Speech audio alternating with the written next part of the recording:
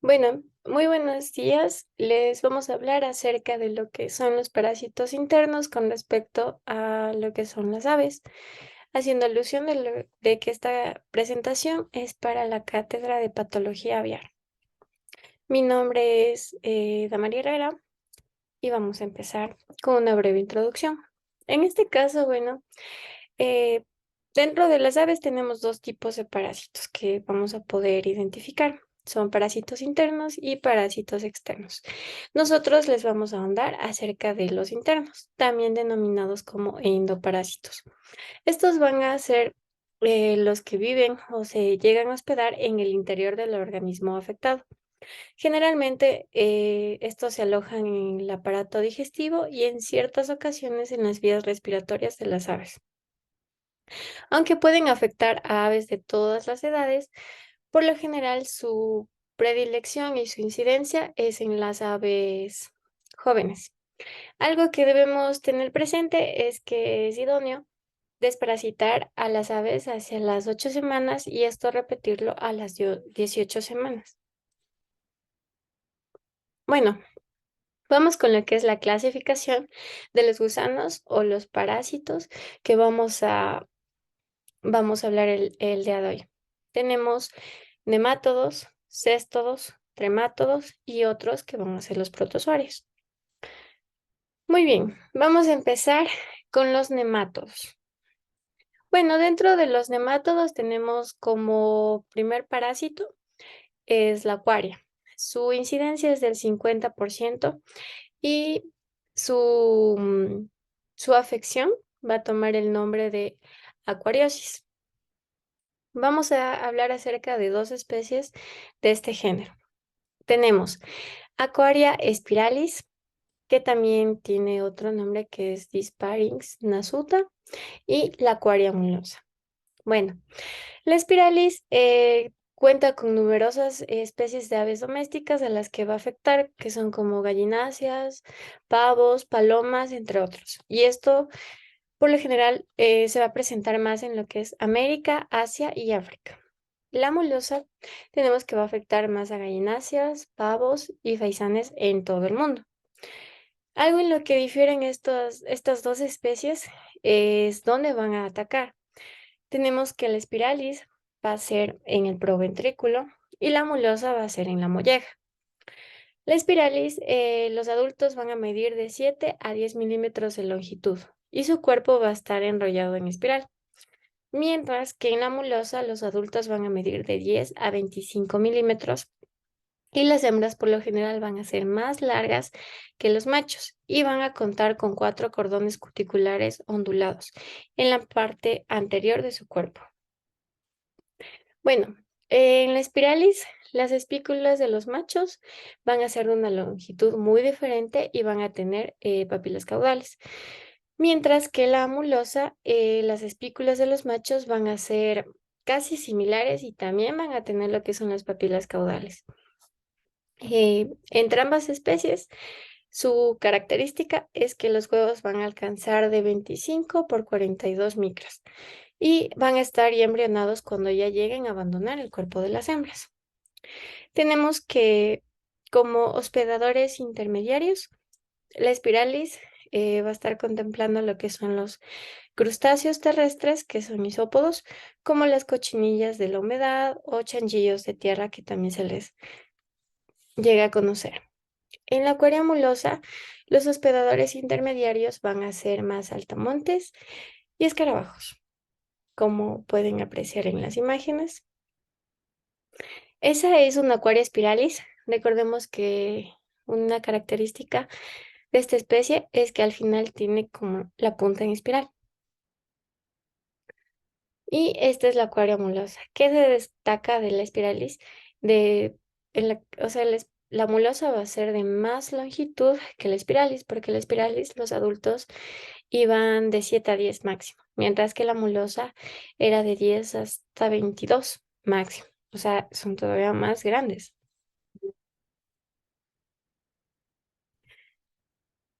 Ya, vamos con lo que es la descripción del acuario.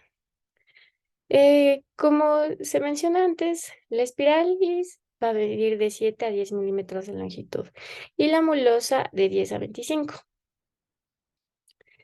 Ambas van a contar con los cuatro cordones cuticulares ondulados en la parte anterior del cuerpo. Aquí tenemos una imagen de la acuaria mulosa. Podemos distinguir cómo es su morfología. También en la parte 7 tenemos cómo es su punta se podría decir como en puntiaguda. Tenemos número 6 cómo son sus huevos embrionarios, hasta 50 micras. También podemos identificar lo que son sus miembros posteriores y anteriores, como estos se van a ver. La Aquaria spiralis.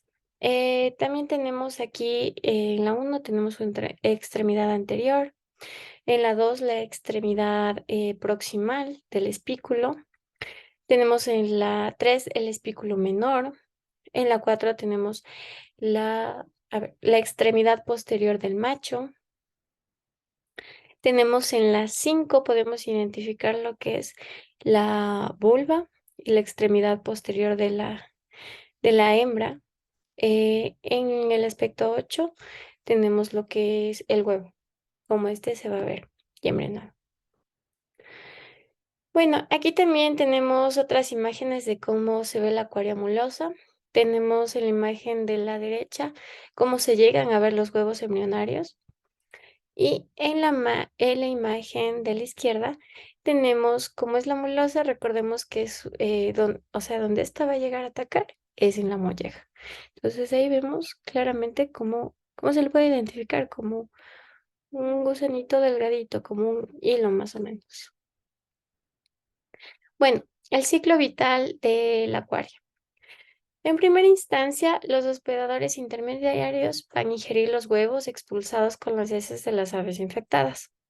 A su vez, las larvas van a eclosionar y penetrar en la musculatura de estos, donde se van a desarrollar a larvas infectivas en unas 3 a 8 semanas.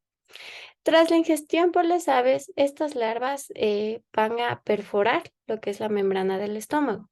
Y en el caso de la espiralis, eh, va a madurar a gusanos adultos de 3 a 5 semanas, mientras que en la mulosa va a ser de 10 a 15 semanas, o sea, le va a tomar todavía más tiempo para que éste alcance su estadio adulto. Y finalmente las larvas se van a enquistar tanto en los hospedadores intermediarios como en los definitivos. Dentro de los años y síntomas. Bueno, tenemos que las aves al aire libre van a estar todavía más expuestas si el entorno incluye también suelos húmedos o zonas acuosas. Y el contacto con las aves silvestres también va a ser todavía más potenciador para que afecten a las aves. Vamos a tener lo que son infecciones leves, graves y lo que son los síntomas. Dentro de las infecciones leves tenemos que no van a ser muy patogénicas y van a ser las aves más jóvenes las que más van a sufrir. Mientras que las graves, donde esto se va a dar cuando los gusanos provoquen nódulos en la mucosa, que a su vez va a ser em, que se dificulte el transporte del alimento. Esta va a acabar gravemente dañada y va a causar la atrofia de la musculatura de la molleja o el proventrículo, y por ende se va a dar la pérdida de su elasticidad. Como síntomas vamos a ver aves que van a tener pérdida de apetito, de peso y también va a haber la reducción de la actividad ponedora. Tenemos para su diagnóstico, puede ser por la detección de los huevos en las heces y en la necropsia, tras el sacrificio, también se pueden llegar a detectar los gusanos adultos incrustados en la pared del órgano afectado. O sea, de la mulosa sería en el caso de la molleja y del espiralis sería en el caso del proventrículo.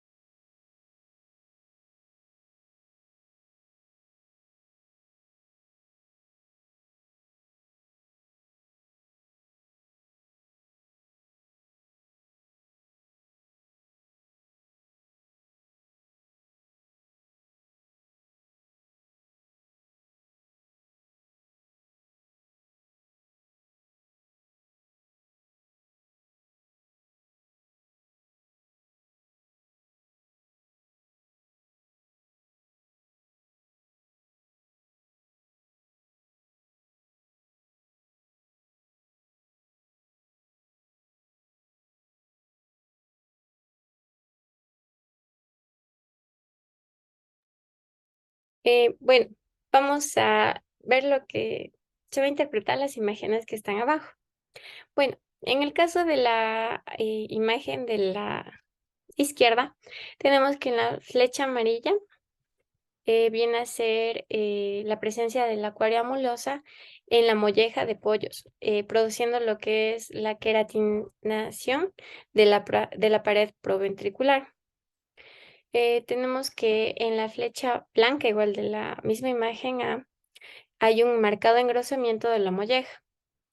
Y también en la imagen de la letra B, tenemos que hay una marcada infiltración de neutrófilos y también se puede identificar un engrosamiento de la musculatura.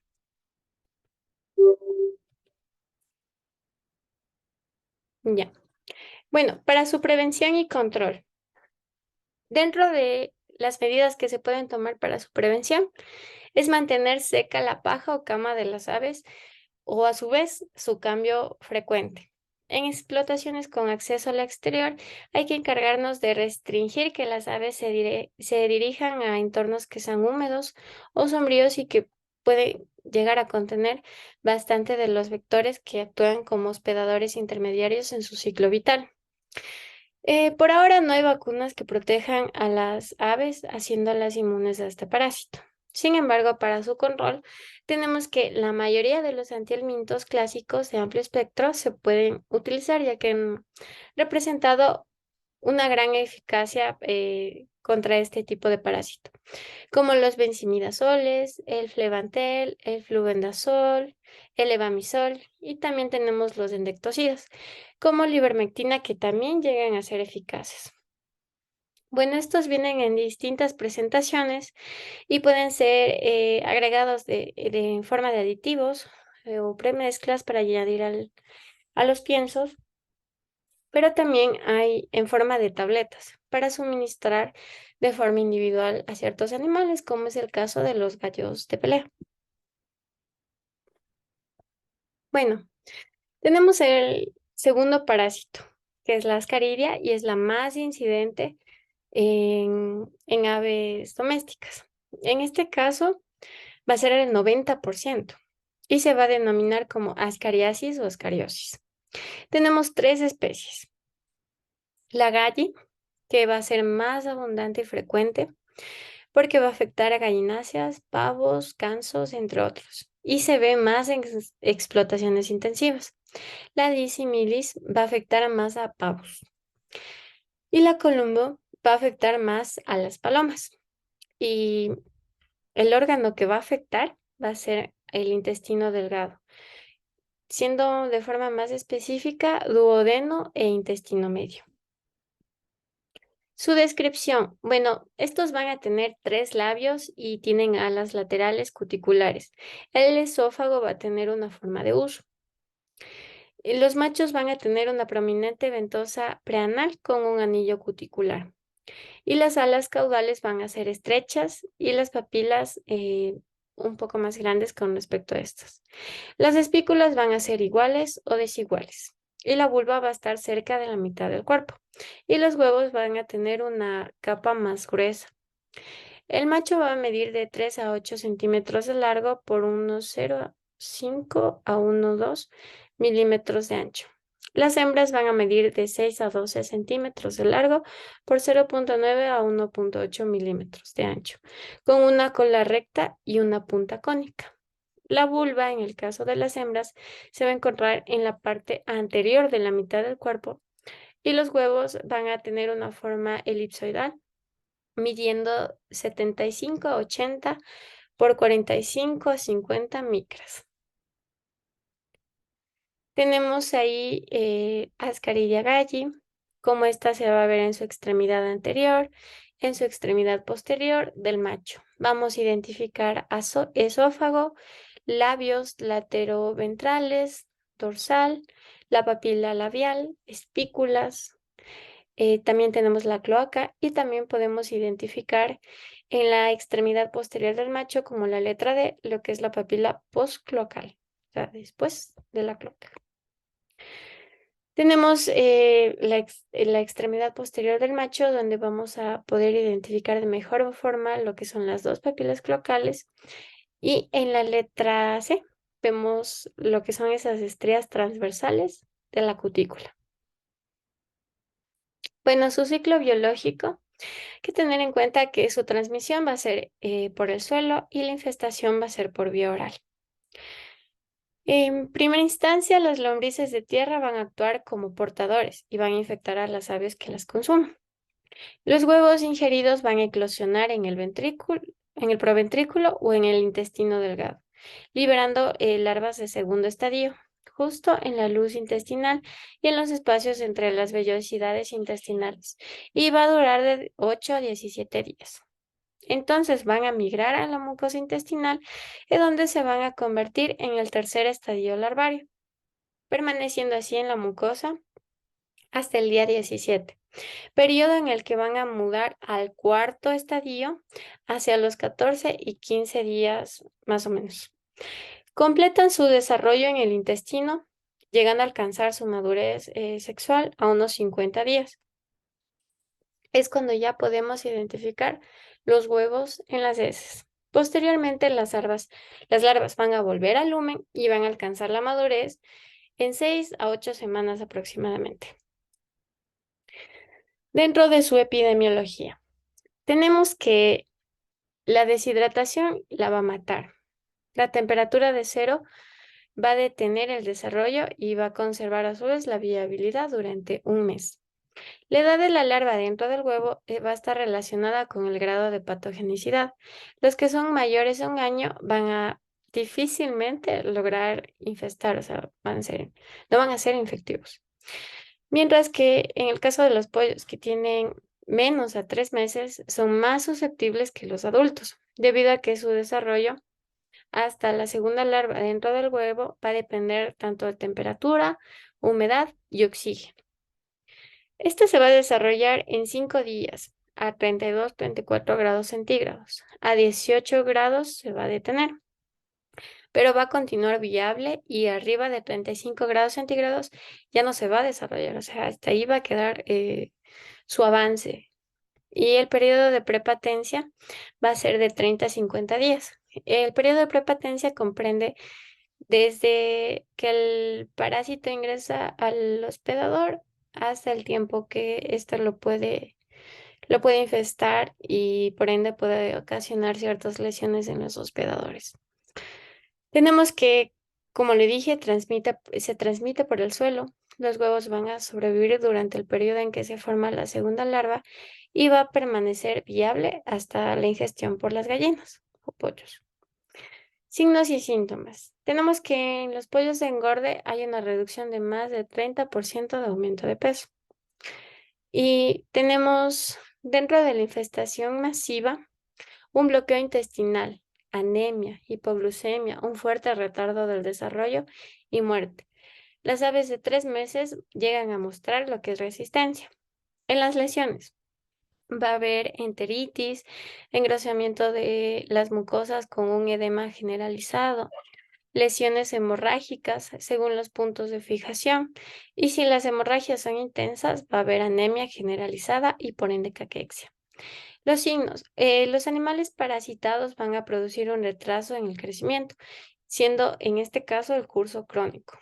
En su forma aguda, en las aves jóvenes y pollitas de recría, va a darse lo que es la inapetencia, el abatimiento, erezamiento de las plumas, diarrea, a veces sanguinolenta y lo que tenemos también como parecia, que viene a ser como un desorden de la movilidad de los músculos.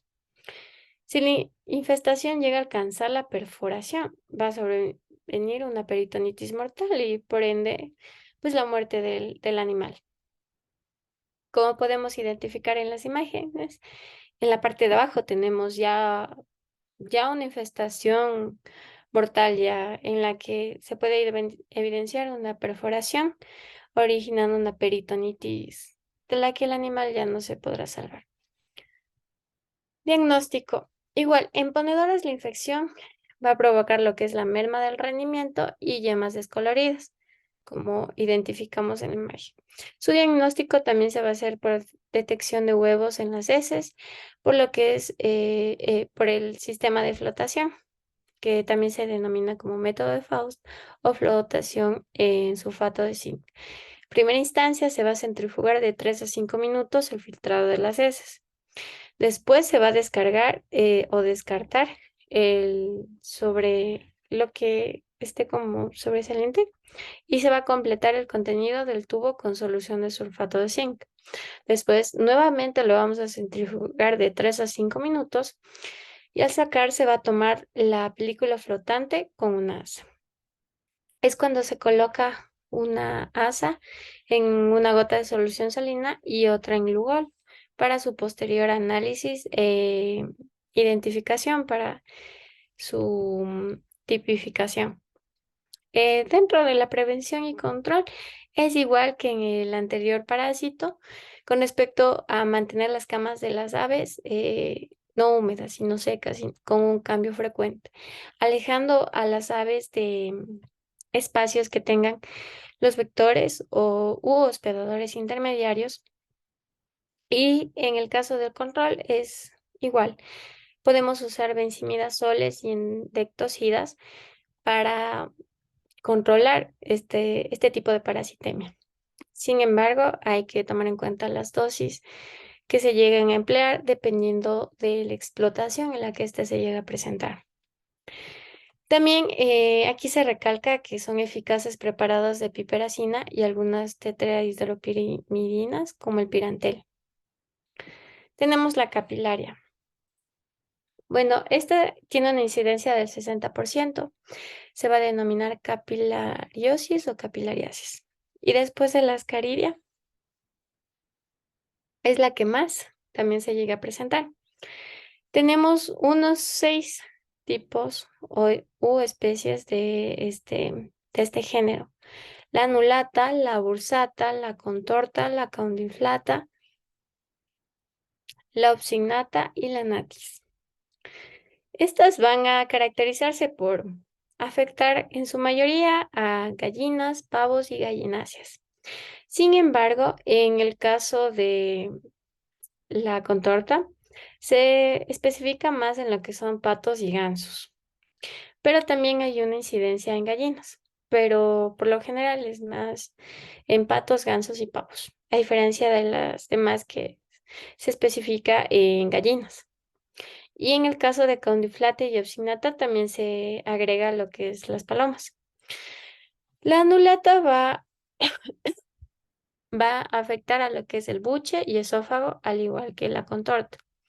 Mientras que las que van a agredir o tener incidencia en el intestino delgado va a ser la bursata, la caudinflata y la obstinata. En el caso de la natis tenemos que ocasionalmente también va a afectar al intestino.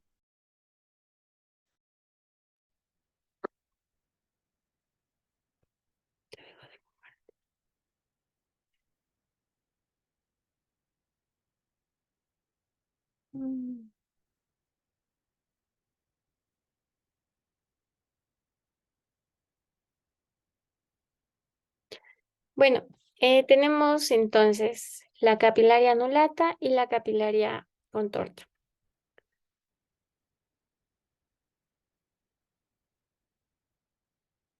Ya. También tenemos la caudinflata y la obstinata. Y todas van a diferir en cuanto a su morfología. Por ejemplo, en su miembro posterior, como este termina, algunos van a terminar en forma de espiral, algunas van a terminar en punta. La descripción de la capilaria. Tenemos que los adultos van a medir de 1 a 8 centímetros de longitud y van a ser finos. Los machos van a tener una sola espícula cubierta con una envoltura y al extremo posterior del cuerpo también va a tener aletas. Las hembras se van a caracterizar por ser más grandes que los machos. Tenemos que el anulatus es fácil de identificar por el engrosamiento que produce en la cutícula justo tras la cabeza. La envoltura de la espícula también va a estar cubierta de finas espinas. mientras que la contorta va a tener una envoltura de la espícula, procesos pilosos. La caudiflata va a tener una vulva con un apéndice muy característico y la obstinata va a tener una espícula muy larga que llega a medir hasta los 5 milímetros y la envoltura va a tener pliegues transversales sin espinas. Todas estas especies de capilares van a tener huevos que llegan a alcanzar de 25 por 25 por 55 micras y van a tener una forma de tónel. Tónel viene a ser como un barril y va a tener una cubierta gruesa y va además a poseer lo que son opérculos polares. Podemos identificar aquí también parte de la comparación. Tenemos en la letra A y B a la capilaria obstinata, en la C y D a la caudiflata, a la bursata tenemos en la E y F y en la G y H tenemos a la anatis. Todas van a diferir porque son distintas vistas de lo que es la vulva femenina y en el macho lo que tenemos la bolsa. El ciclo biológico. Bueno, tanto la contorta como oxinata y caudiflata va a ser indirecto. Los huevos van a salir en las heces, insegmentados en el suelo gracias a humedad, oxígeno y temperatura de 28 a 32 grados centígrados. Se va a desarrollar en el primer estado larvario dentro del huevo de 24 a 32 días. Entonces, después de ser ingeridas por la lombriz, que va a ser parte del hospedador intermediario, que es Eisenia foetida o también denominada como Lombricus terrestris, o sea, la lombriz terrestre, va a eclosionar en la primera larva, atravesando lo que es la pared intestinal y se va a alojar en los músculos longitudinales. Las aves se van a infestar por la ingesta de estas lombrices con estadios 2, la cual se liberará y penetrará en la mucosa del buche y esófago. Los vermes van a llegar a su madurez sexual al cabo de los 26 días. Por ciclo directo, las aves van a ingerir los huevos y de 6 a 8 días de este va a eclosionar, penetrando en lo que es la mucosa y mudan según el órgano y la especie predilecta. Recordemos que algunos eran el buche y el esófago, otras el intestino delgado, otras el ciego o el intestino delgado igual. Y su periodo de prepatencia comprende de 20 a 60 días. Las lesiones de la capilaria. Tenemos la anulata y contorta que va a dañar fuertemente la mucosa del esófago y buche en lo que son pavos, faisanes y gallinas de hasta 4 meses. Va a provocar inflamaciones y engrosamientos de las mucosas, como un buche hinchado, que van a dificultar lo que es el paso del alimento. Las especies del intestino se van a incrustar en las vellosidades intestinales, el tejido glandular, y si la infección llega a ser muy fuerte, se va a ocasionar una enteritis e incluso infiltraciones en la mucosa hasta provocar lo que es una fibrosis. Y los síntomas que vamos a encontrar es una diarrea mucosa, apatía y plumaje deslúcido, pérdida de peso, anemia, regurgitación y por consecutivo vamos a tener una muerte. Podemos identificar cómo se ve eh, sin la grasa subcutánea, la quilla va a ser muy visible, también sin la grasa abdominal, mientras que en la imagen del lado derecho, cómo se va a apreciar el músculo y la grasa a su vez en una ave joven, a diferencia de una que está con capilariosis. El diagnóstico va a ser igual, la detección de los huevos en las heces, y se va a realizar su tipificación por lo que es el sistema de flotación o sedimentación, además de los hallazgos que se van a encontrar tras la necropsia.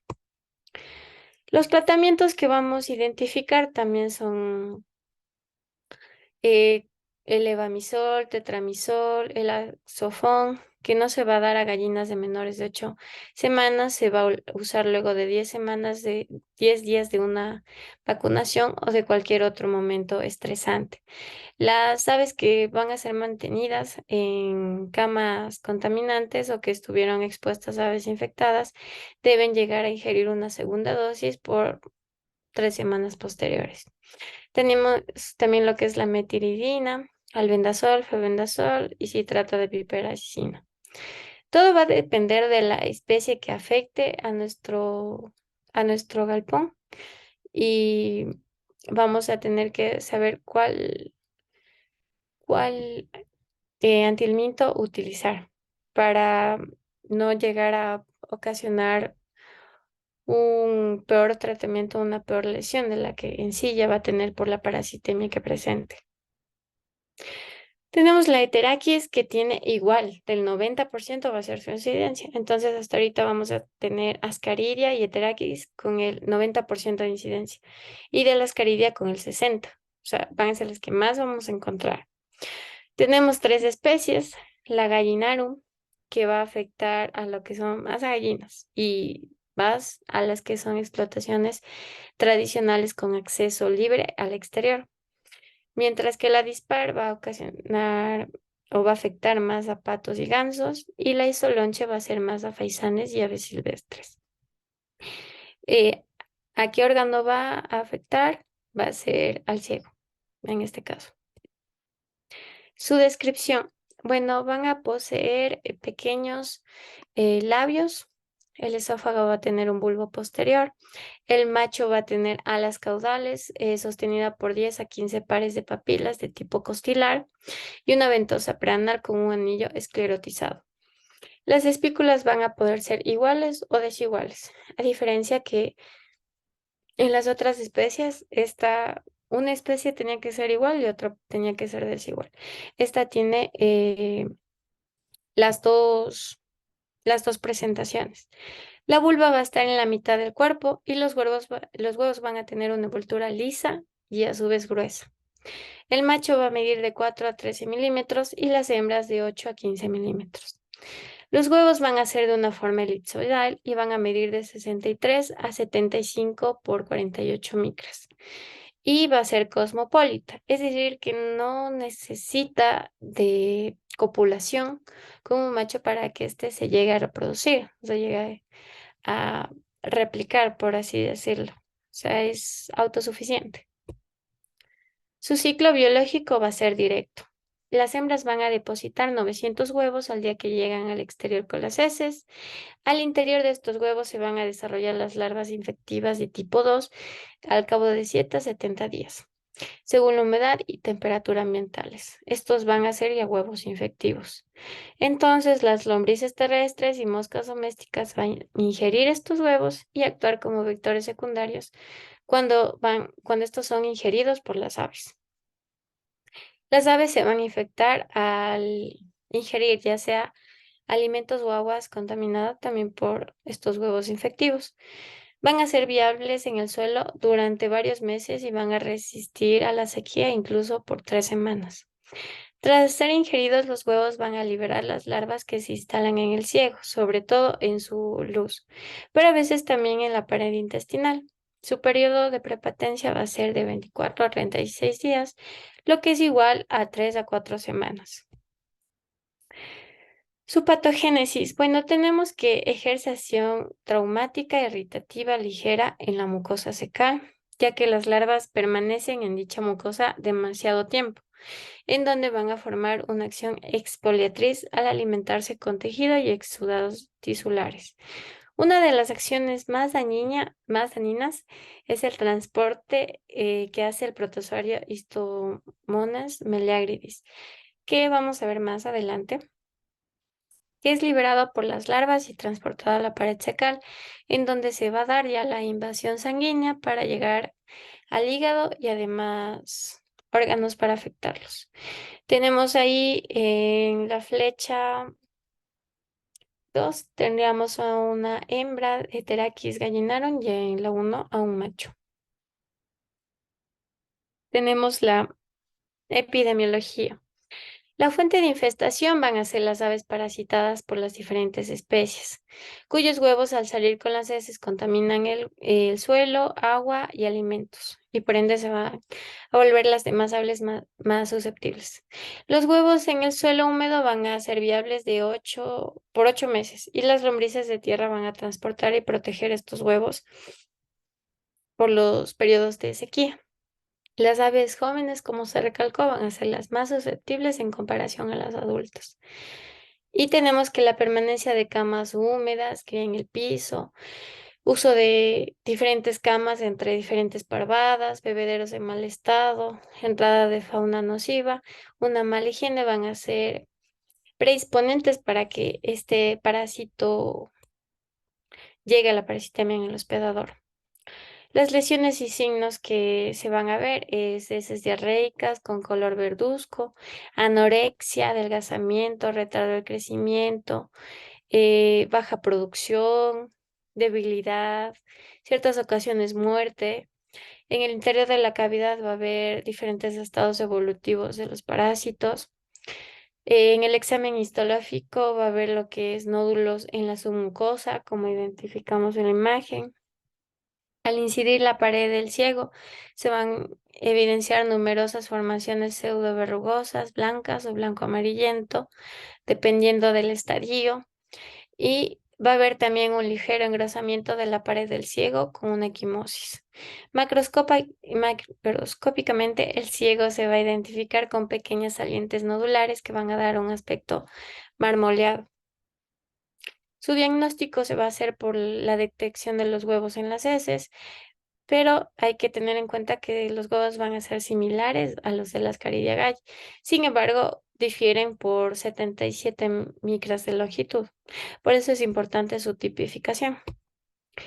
Dentro del tratamiento también tenemos los benzimidazoles, piperacina y los tetraidopiridinas, que son los de elección.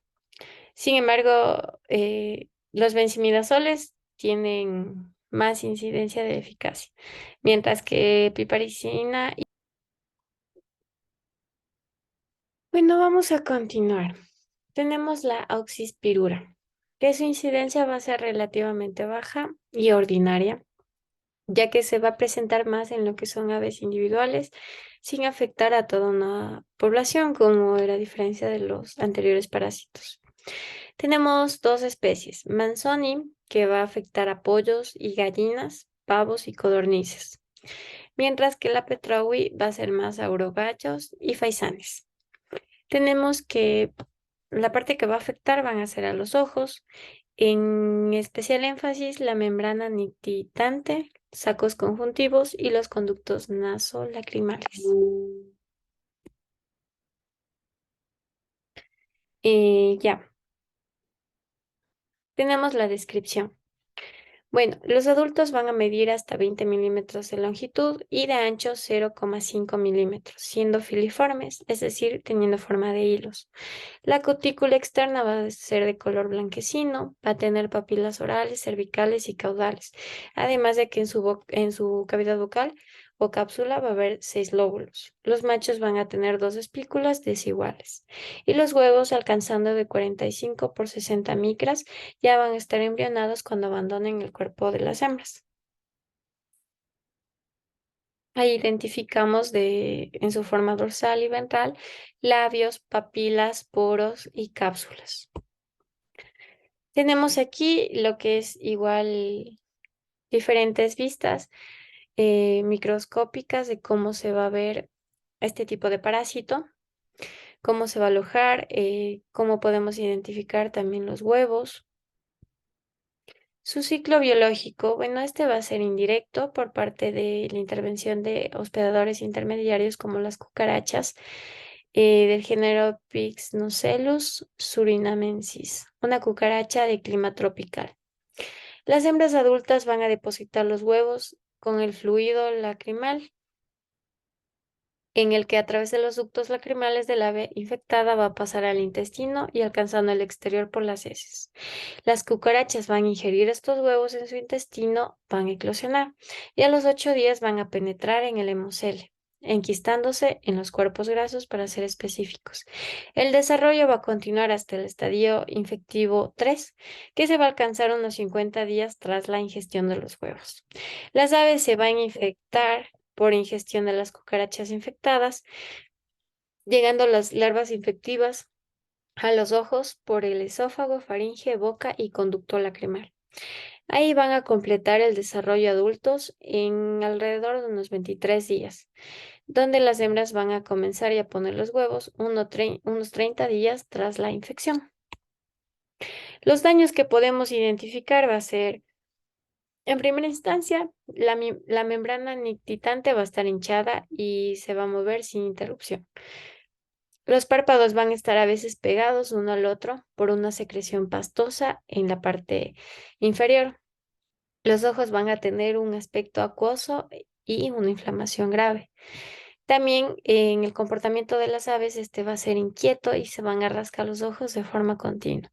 El proceso puede llegar a acabar con el globo ocular y van a tener fotofobia, es decir, intolerancia a la luz brillante, una oftalmia intensa, blefaritis, panoftalmia, lagrimeo y parpadeo, de acuerdo al estadio que se presente la parasitemia. El diagnóstico se va a hacer por detección de huevos en las heces.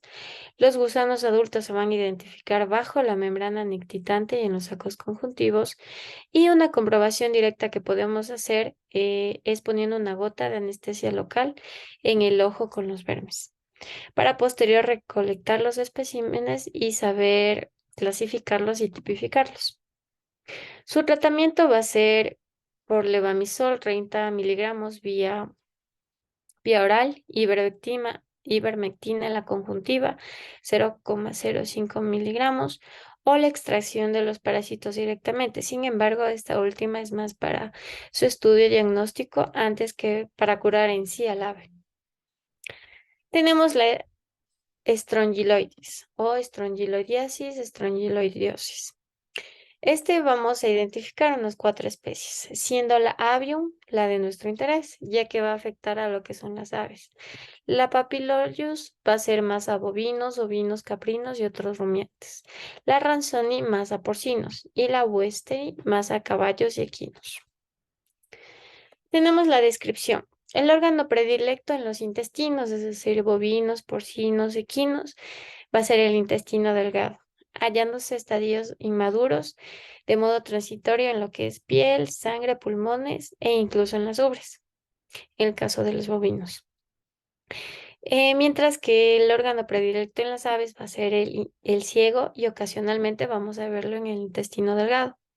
Tenemos que los huevos van a medir de 38 por 55 micras y al abandonar el hospedador por las heces, cada uno ya va a estar en un estadio desarrollado. Los adultos sexualmente activos van a estar libres en el exterior, de menor talla y morfología distinta al de las hembras que van a ser partenogenéticas. Van a medir de 2 a 9 milímetros solo las hembras adultas, cuando éstas ya llegan a ser parasitarias. Identificamos cómo se ve una hembra de Strongyloides avium.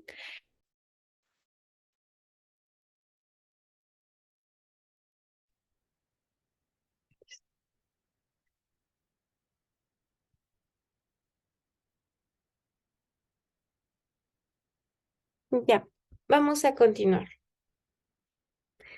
También tenemos aquí un estadio larvario de la Strongyloides stercoralis y tenemos cómo se ven los huevos de este género. Su ciclo biológico, bueno, el periodo de prepatencia va a variar desde los 6 a los 12 meses de acuerdo al estadio. Las hembras van a poner los huevos en la mucosa del intestino delgado, reproduciéndose por partogénesis. Los huevos van a salir con las heces. La primera larva va a eclosionar a las 6 horas de haber salido del recto a una temperatura de 27 grados centígrados, que va a dar lugar a larvas infectantes o de vida libre por una o varias generaciones, y las aves se van a llegar a infestar por la ingesta de estas larvas.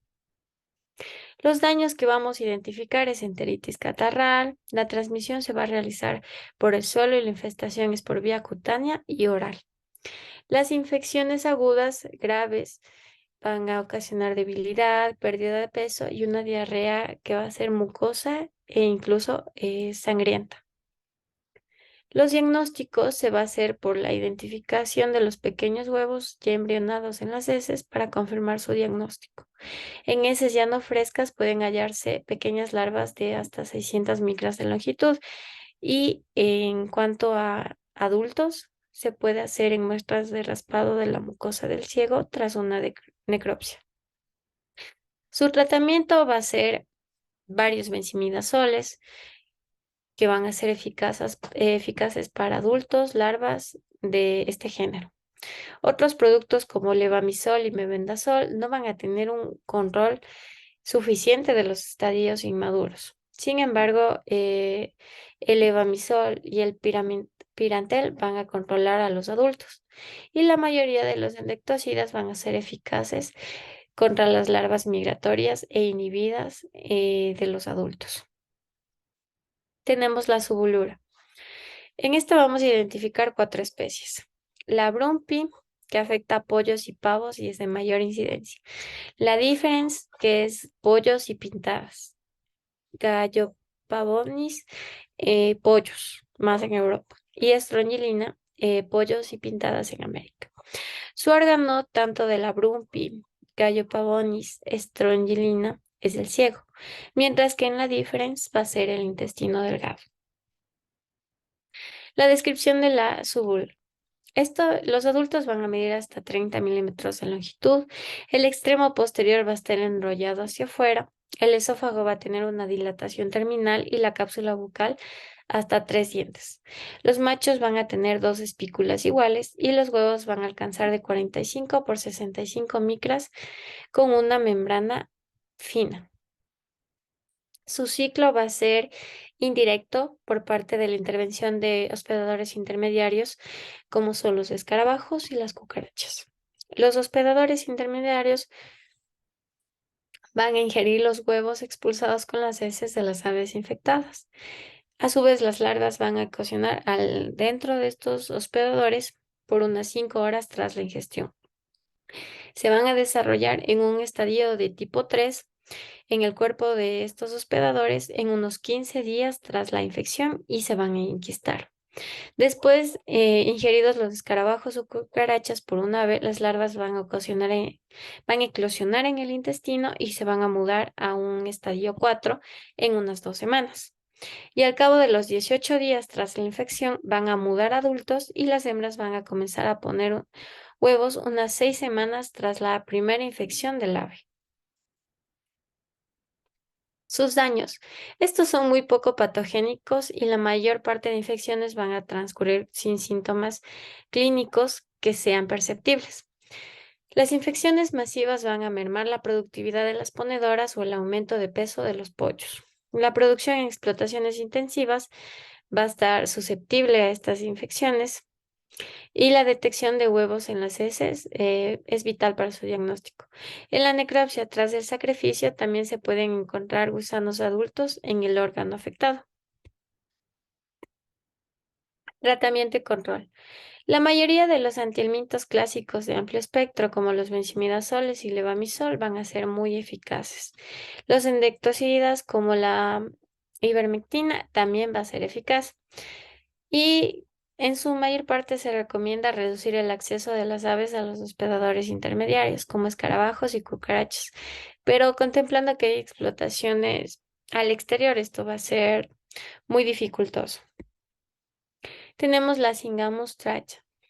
Esta va a afectar a lo que son aves domésticas y silvestres, con daños muy frecuentes y demasiado graves, si estas tienen libre acceso al exterior. Va a atacar a lo que es tráquea, bronquios y raramente a pulmones y sacos aéreos. Su descripción va a ser un gusano de tamaño medio, los machos van a alcanzar hasta 6 milímetros y las hembras hasta 2 centímetros de largo. Van a ser de un color rojo vivo y la boca van a tener en forma de copa. La copulación permanente de machos y hembras les va a dar el aspecto de una horquilla, por eso se denomina también como gusano de horquilla. Los huevos miden de 45 por 80 micras con una forma elíptica envuelta en una capa gruesa y con opérculos extremos. Contienen hasta 16 blastómeros. Bueno, su ciclo vital. Esta va a contar con hospedadores facultativos, es decir, que estos van a estar presentes, pero no son necesariamente para que se llegue a dar la parasitemia. Tenemos a las lombrices de tierra, caracoles, limacos e insectos. Los huevos van a ser excretados con las heces, desarrollándose a larvas infectivas estadio 3 de 8 a 16 días. Después, estos con las larvas infectivas van a ser ingeridos por las aves u hospedadores intermediarios. Estos, a su vez, las larvas no van a continuar su desarrollo, sino que solo se van a enquistar. Los quistes van a permanecer viables e infectivos incluso durante años. Las aves se van a infectar por la ingestación del alimento o agua contaminados o por los huevos de los vectores intermediarios infectados. Una vez al interior del hospedador, las larvas de estadio 3 van a atravesar la pared intestinal y penetrar en las venas mesentéricas. A través de lo que es hígado y corazón va a llegar a los pulmones en unas 24 horas tras la infección, donde van a mudar 2 veces. Luego de la última muda, unos 6 días tras la infección, va a comenzar la copulación y migración a lo que es la tráquea, donde éstas se van a alojar, fijar en la pared para así chupar la sangre. Algunas larvas pueden también llegar a los pulmones por migración activa directa por medio de la cavidad corporal, lo que va a prolongar el periodo de prepatencia. Este está contemplado de 12 a 14 días, es decir, este todavía se puede alargar más si es que se da una migración directa por medio de la cavidad corporal. Los daños que tenemos son tos, estornudos y problemas respiratorios. Las aves van a intentar echarse los parásitos sacudiendo fuertemente la cabeza, pero esto va a ser totalmente en vano. Después de esta fase, las aves van a mostrar un bostezo que es con ruidos respiratorios muy típicos. Se va a dar lo que es inapetencia, apatía, pérdida de peso, incluso desembocándose muchas veces en cuadros de anemia. También se va a ver asfixia debido a la obstrucción de la tráquea por estos gusanos y las mucosidades que van a ser generadas. Como podemos apreciar en la foto, la infestación es grave y su proliferación va a ocasionar, obviamente, la obstrucción de la tráquea y por ende la muerte del animal. Su diagnóstico en aves jóvenes se hace por observación directa en la tráquea. Primero se retira las plumas, se tira de la piel del cuello y se observa contra una luz que sea muy fuerte, para así identificar a los gusanos en estadio adulto dentro de la tráquea. Y también se puede hacer por detección de los huevos directamente en el moco traqueal o incluso en las heces tras el método de flotación. Como control se tiene el hecho de que las aves estén en lugares secos, es decir, sus camas tienen que ser cambiadas frecuentemente. Y se utiliza para su control también lo que son benzimidazoles, levamisol, endectocidas como la ivermectina, que han representado una gran eficacia. Tenemos el tetramins, que tiene un 60% de incidencia. Tenemos dos especies, Fisispina y la americana. La Fisispina es más en gansos, patos y palomas y raramente en gallinas, mientras que la americana sí incluye a las gallinas, pavos y patos. Su órgano predilecto de afección va a ser el proventrículo. La descripción de esta va a ser un tamaño pequeño que no va a ser mayor a 8 milímetros. Recordemos que el anterior era de hasta 30 milímetros. Va a poseer un dimorfismo sexual típico de este género. Los machos llegan hasta 6 milímetros y son filiformes, mientras que las hembras van a tener extremos anterior y posterior filiformes, pero la parte central va a ser globuloso. Son de color rojizo y van a medir de 3,5 a 4,5 milímetros de ancho. Los huevos miden 28 por 52 micras, con una forma elíptica, una envuelta gruesa lisa y van a estar embrionados ya al momento de la puesta. Su ciclo vital, bueno, los huevos liberados van a ser en el medio acuático, siendo ingeridos por artrópodos acuáticos como la dafnia, que son pulgas de agua, y gamanos, en cuyo intestino van a eclosionar las larvas de estadio 1 para penetrar en la musculatura, donde se van a enquistar al mismo tiempo, desarrollándose a larvas infectivas de estadio 3 unos 45 días tras la infección. Estas aves se van a infectar consumiendo artrópodos o bien hospedadores facultativos como las lombrices de tierras, cucarachas, anfibios infectados o saltamontes. Y el desarrollo a gusanos adultos maduros solo se va a llegar a completar dentro del ave, no fuera ni en un hospedador intermediario facultativo, porque no cuenta con todas las condiciones que necesita este parásito. Las lesiones. Las hembras se van a instalar en el interior de las glándulas del estómago o de la pared del ventrículo, como ven en la imagen con las flechas amarillas. Puede producir quistes del tamaño de una cereza que se evidencian ahí, que van a comprimir las glándulas y pueden causar su atrofia. Se inflama la mucosa, hay acumulación de masas de alimentos en el estómago que no se van a digerir y por ende este se va a obturar. Va a haber pérdida de peso, anemia y también fatalidades como es la misma muerte. Se va a evidenciar vómitos, heces coloreadas de verde debido al gran exceso de bilis. El diagnóstico se va a hacer por el examen coprológico y detección de los huevos en las heces y tras una necropsia, es decir, post-mortem, se va a detectar las hembras como pintas rojas o negruzcas en los nódulos de la pared del proventrículo o en las aperturas de las glándulas mismas. Como evidenciamos ahí, o sea, es un color sumamente negro, o sea, es imposible confundirlo con otro.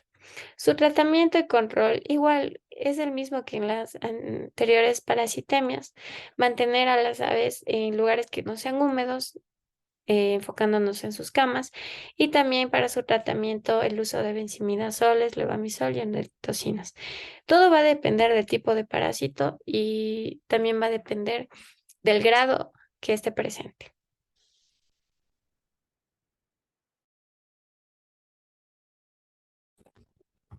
Bueno, a continuación vamos a hablar de los éstodos. Pues los éstodos son técnicas o gusanos en forma de cinta que puede alcanzar varios metros de longitud. Al igual que los trematos, pertenecen al grupo de los platanitos y se les conoce también como gusanos de cinta o gusanos chatos. Eh, Pásale. Ya.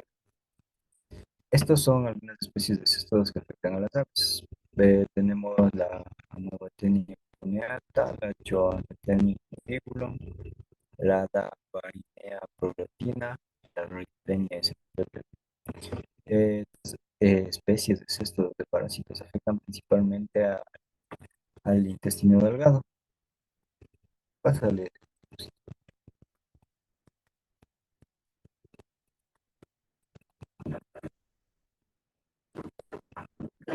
Ya primero vamos a hablar de la Amodotenia cuneata sphenoides, que bueno, esta es una especie de gusano encinto, considerado parásito gastrointestinal que infecta sobre todo a pollos y otros gallinas. De mencionar que no afecta a bovinos, caprinos, porcinos, caballos, tampoco a perros ni a gatos. No es zoonótica, es decir, que no infecta a los seres humanos. El órgano predilecto de este parásito es el intestino delgado. En cuanto a su descripción, es un gusano de talla pequeña. Este no supera los 4 centímetros de longitud. La parte anterior tiene forma triangular con ventosas no armadas y su estelo presenta de 12 a 14 garfios. Este no presenta más de 25 proglotis, que son los segmentos que presenta el parásito. En cuanto a los huevos, estos son casi esféricos y alcanzan 35 micras de diámetro. El ciclo vital. El ciclo vital es indirecto, es decir, necesita no de, es indirecto, necesita de hospedadores intermediarios para poder cumplir su ciclo. Eh, en este caso, los hospedadores intermediarios son las lombrices de tierra. Entonces, las aves infestan al consumir estas lombrices. Bueno, de las veces de las aves infestadas, los proglótidos llenos de huevos llegan a la vegetación circundante. Estos son digeridos por las lombrices, en cuyo interior se desarrollan los cisticercoides. Eh, el periodo de prepatencia, bueno, este comprende entre unas 4 semanas. Eh, los daños que podemos encontrar, eh, apenas se observan signos clínicos. Sin embargo, puede haber enteritis, a veces hemorrágica y debilitación. Las aves afectadas se muestran perezosas y tienden a aislarse. En cuanto a la prevención y control, eh, es aislar a las aves de lugares húmedos, pues es donde más suelen abundar estas lombrices. Eh, Es también de mencionar que no existen vacunas que protejan de este parásito. En cuanto al tratamiento, se usan antihelmínticos.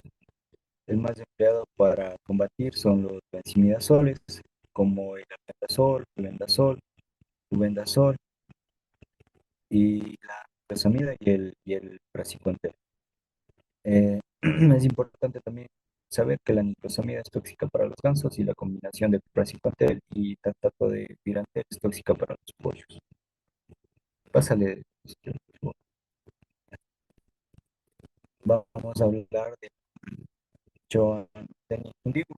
Bueno, esto es una especie de gusano en cinta, considerado cestotenia, parásito gastrointestinal de pollos y pavos y otras legumináceas, también de aves silvestres dentro de no es zoonótica ni afectan a los seres humanos. El órgano predilecto de este parásito es el intestino delgado. En cuanto a su descripción, este es un gusano de talla media. Los adultos pueden alcanzar hasta unos 25 centímetros de largo, 3 centímetros de ancho. El procelo tiene una línea de 16 a 20 garfios. Raros tienen más de 30 segmentos o proglotis que tienen forma trapezoidal. Los proglotis grávidos son menos anchos. En cuanto a los huevos, estos miden de unos 35 45 micras y tienen filamentos largos y garfios embrionales. En cuanto a su ciclo vital, este tiene un ciclo vital indirecto. Eh, los hospedadores intermediarios son algunas especies de moscas, por ejemplo, las moscas domésticas, también los escarabajos, termitas y saltamontes. En cuanto a los síntomas clínicos, estos apenas se observan. ¿Cómo llegamos nosotros a un diagnóstico? Este se lleva a cabo por detección de proglotis grávidos en las heces. En cuanto a la prevención y control, primero mantener seca la paja o cama de las aves, también combatir los depredadores intermediarios con insecticidas. No existe vacuna para esta parasitosis. En cuanto al tratamiento, se utilizan antibióticos que son benzimidazoles, albendazol, probenazol, probantel. Eh, También pueden ser eficaces productos con ionol.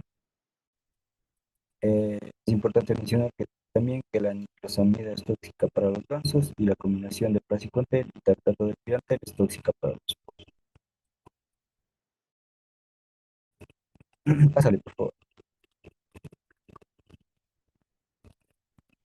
Pásale. La Dabatenia probratina. Eh, este es un gusano en cintas, es todo parásito inal de aves, gracias, pavos y paisano. Este es una especie de gusano cinta, parásito considerado parásito gastrointestinal de numerosas especies de aves domésticas y aves silvestres. Tenemos la taxonomía.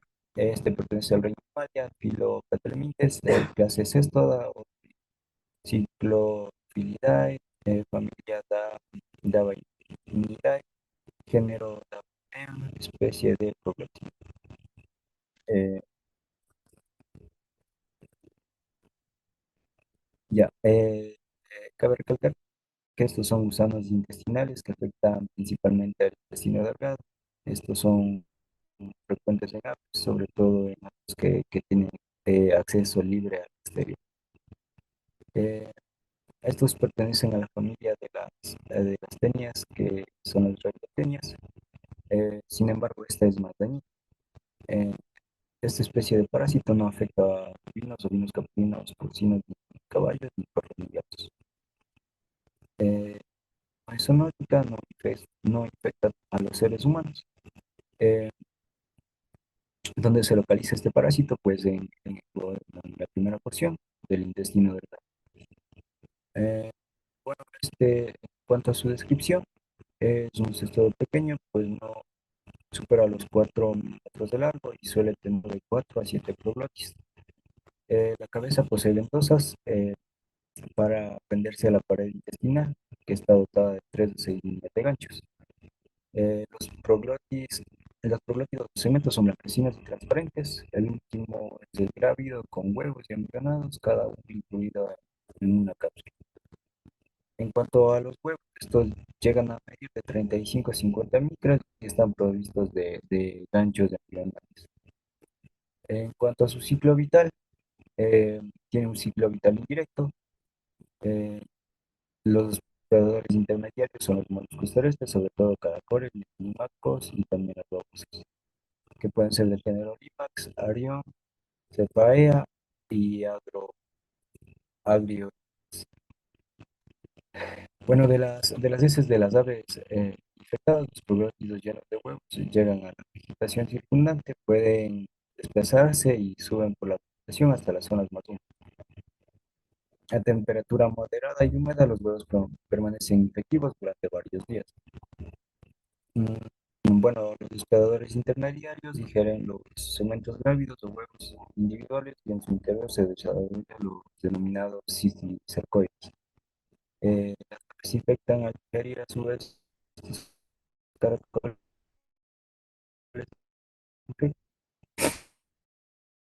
dos o algunas. En cuanto a los daños, síntomas y diagnóstico, esta es altamente génica, debe ser exterior, y caracoles o babosas. Es muy raro que haya muertes de explotaciones familiares industriales. Eh, bueno, este parásito puede aparecer en gran número en el duodeno y penetra muy al interior de las capacidades intestinales. Infecciones masivas pueden causar necrosis y enteritis hemorrágica y puede haber muerte de las aves.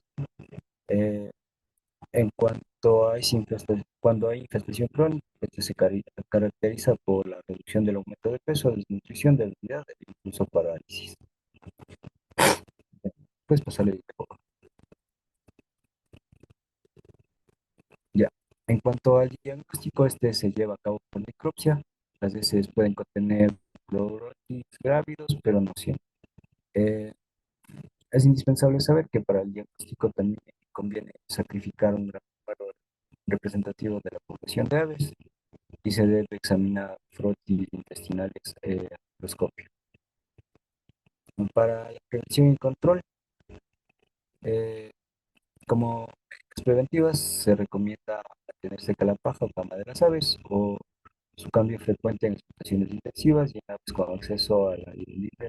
También en los lugares húmedos y posibilitar el acceso de ellos de las aves. Eh, no hay vacunas para este tipo de parasitosis. Eh, Ya, en cuanto al tratamiento, se usan antihelmínticos eh, como el albendazol, Levatel, flubendazol, mebendazol, oxbendazol, rosamida y praziquantel. También pueden ser eficaces productos con biotinol. Pásale, por favor.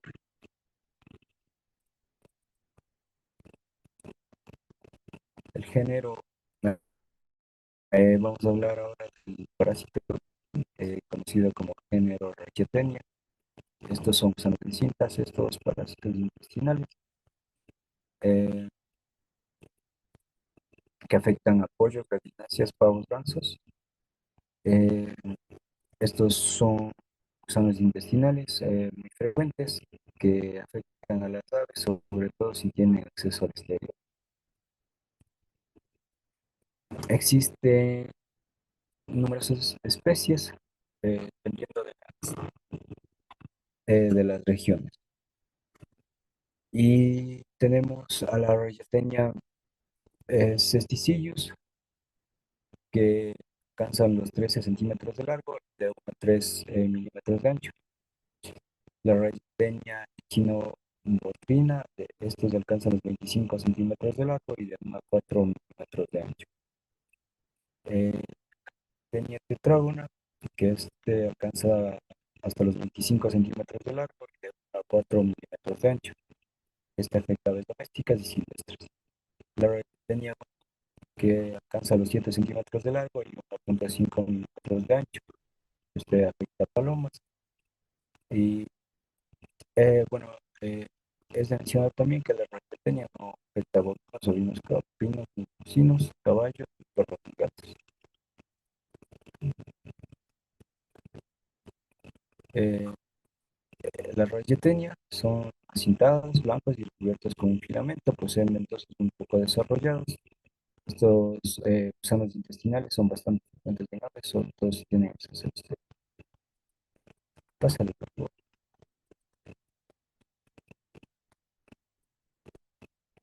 En cuanto a su ciclo biológico,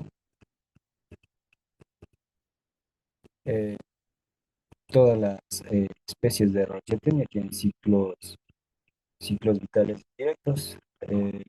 Los hospedadores intermediarios son insectos como hormigas, moscas y coleópteros, pero también puede ser caracoles y babosas terrestres.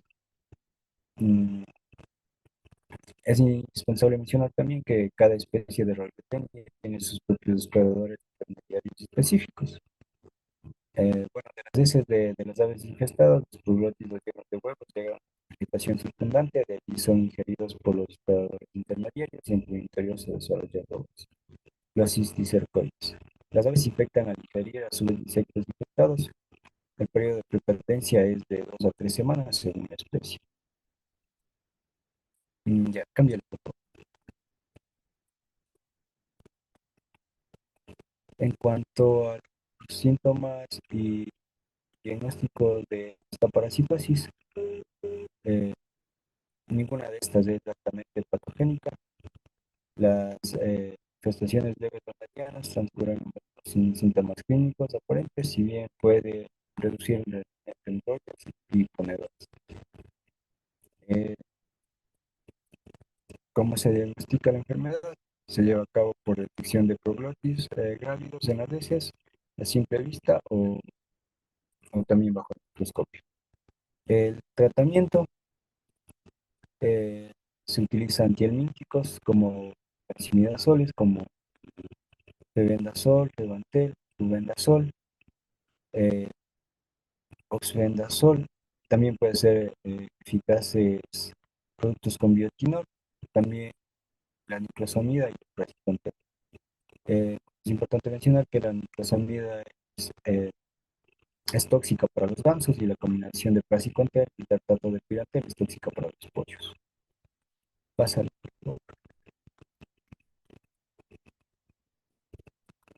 En cuanto a los tremátodos, pásale. Estos son los planos también denominados.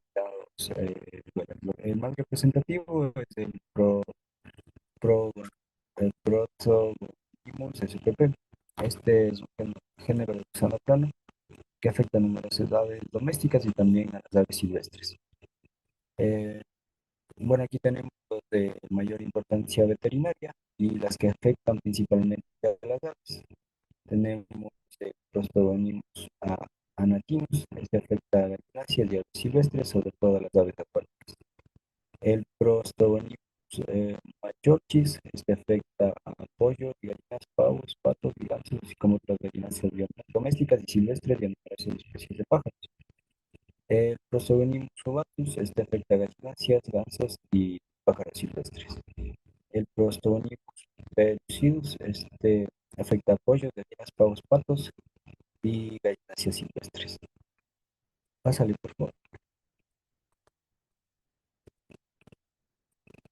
La localización. eh, bueno, este se da según su especie. Por ejemplo, el Prostogonismus cuneatus, este afecta principalmente a los virus y la bolsa de Fabricio. El órgano predilecto de Prostogonismus anaquinus y Prostogonismus ovatus y Prostogonismus machochis, este es de lo minuto. En cuanto al ciclo vital, este es indirecto. Los hospedadores intermediarios son caracoles acuáticos, como primer hospedador intermediario, y después como segundo hospedador. Presenta hospedador intermediario. Bueno, las aves pueden infectarse tanto por ingerir infectas adultas como sus larvas. En el intestino del ave infectada se liberan las velas juveniles.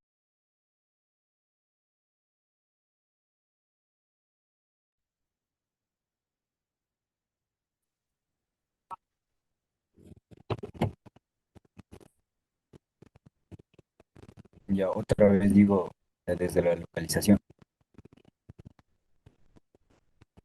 Ya. En cuanto a su localización, eh, el órgano predilecto del Prosdonium cuneatus desde el oviducto y la bolsa de Fabricio, eh, del Prosdonium anatinus, Prostobanimus y Prostobanimus majorchis desde el oviducto. En cuanto al ciclo vital, este tiene un ciclo vital indirecto, intermediarios. El primario, caracol acuático, y los hospedadores intermediarios son las aves pueden infectarse con adultos como también los larvas. En el intestino de la picada se libran una especie de velas juveniles. En aves jóvenes estas velas migran hacia la bolsa de Fabricio y más tarde a través de la cloaca al ovíduo. Bueno,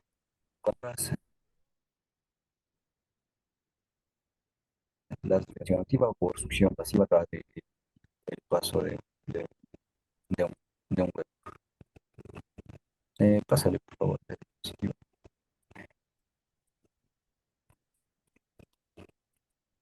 En cuanto a los daños, síntomas y diagnóstico, este causa más daño a pollos y pavos que a gansos y patos. Las infecciones leves no suelen provocar síntomas clínicos. Las infecciones masivas afectan de modo considerable la actividad de las gallinas ponedoras. Eh, Puede presentarse huevos con cáscara débil hasta una disfunción total compuesta de masas amorfas infectadas del virus.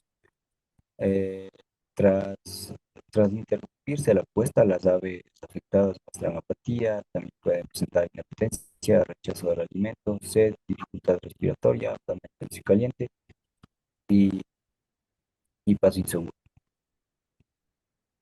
Ya. Eh, en cuanto al daño, se provoca sobre todo en las espinas cutáneas de las suelas y sus huevos que dañan el virus y perturban su motilidad peristáltica. Eh, en cuanto a la inflamación, puede extenderse a todo el abdomen. A menudo se siguen también infecciones, pueden darse infecciones bacterianas secundarias que aceleran la mortalidad. En cuanto al diagnóstico, este puede confirmarse por detección de huevos típicos de análisis tras flotación o también con la necropsia de las aves ya fallecidas y detección de las adultas de los órganos afectados. En cuanto a prevención y control, cámbiale la diapositiva. No,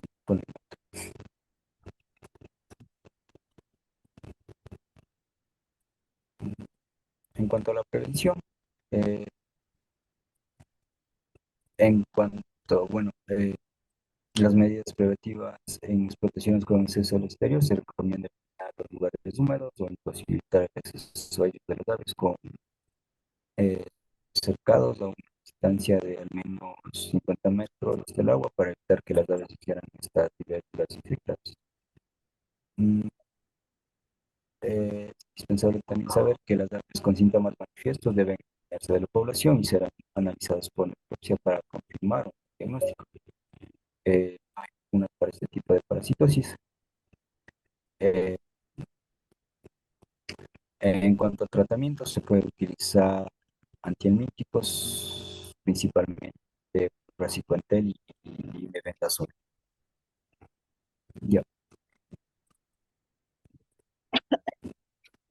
Vamos a continuar ya por última instancia para terminar lo que son los protozoarios. En primera tenemos una patología que toma la denominación de histomoniasis. Esta va a afectar a pavos de la edad de 3 y 12 semanas y en pollos de 4 a 6 semanas. La característica va a ser los histomonas, que van a ser protozoos, es decir, organismos unicelulares de vida libre. Van a afectar al hígado en el caso de pavos, faisanes, codornices y gallinas. Y se va a manifestar por lo general con diarrea amarilla brillante. La enfermedad también va a ser conocida como cabeza negra, como identificamos en la imagen. El anfitrión intermediario de estos protozoos va a ser la lombriz intestinal Heterachis, que va a tener los pollos. Por lo tanto, aquí viene el viejo adagio de que nunca hay que tener juntos pollos con aves, porque entonces la transmisión va a ser todavía más apresurada. Si las gallinas están desparasitadas regularmente, se llega a reducir la incidencia de la cabeza negra. Sin embargo, hay que tomar en cuenta que esto por lo general no es tan provisto en lo que son explotaciones al exterior, sino que las mantienen así. Bueno, en cuanto para su tratamiento, se necesita tomar acción rápidamente cuando ya se ve la diarrea amarilla, ya que las aves llegan a morir en cuestión de días. El tratamiento solía ser en un principio con dimetridazol en el agua, pero desde que se prohibió este producto, el más accesible llega a ser el metronidazol. Y conforme van desarrollando productos para palomas, estos llegarían también a ser ideales para el tratamiento de la listomoniasis. La tricomoniasis. Las trichomonas, que es otro protozoo, llega a causar una úlcera oral en gallinas, pavos y faisanes. Se genera una sustancia pastosa entre blanca y amarillo pálido que va a aparecer en boca y garganta. Siempre se debe verificar esta condición cuando se llegan a comprar aves nuevas. El tratamiento va a constar de nistatina, pero se va a necesitar colocarla en la lesión, no solo dársela al ave, para que el tratamiento venga a ser más efectivo. Como última instancia tenemos un artículo científico, el cual toma como título la prevalencia de parásitos intestinales en tres grupos de aves de postura, gallinas de campo, gallinas ponedoras, línea Highland Brown y codornices en la zona rural del municipio de Florencia. Bueno, el objetivo de esta investigación se basó en el análisis coprológico de tres producciones avícolas en Florencia. Entre las aves evaluadas se determinó el estado productivo como parámetro principal, siendo los resultados primordiales de esta es que había mayor incidencia de lo que es en la producción uno en la línea comercial Highline Brown, había lo que es coccidia en un 3%, ascaridia en un 15% de prevalencia.